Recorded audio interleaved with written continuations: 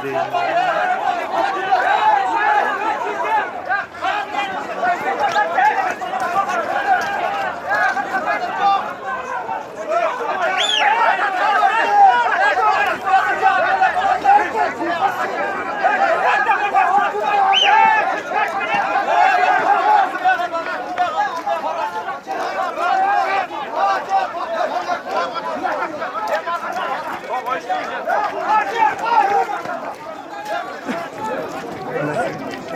Ölç kaldı o. Tamam.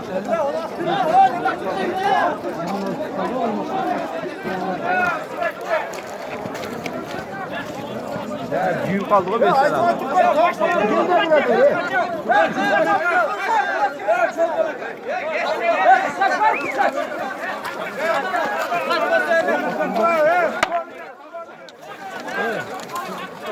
Ha уже tanıdı.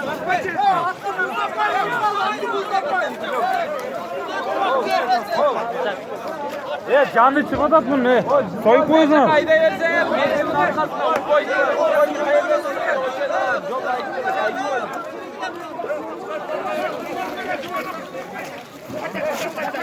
Kaçta var?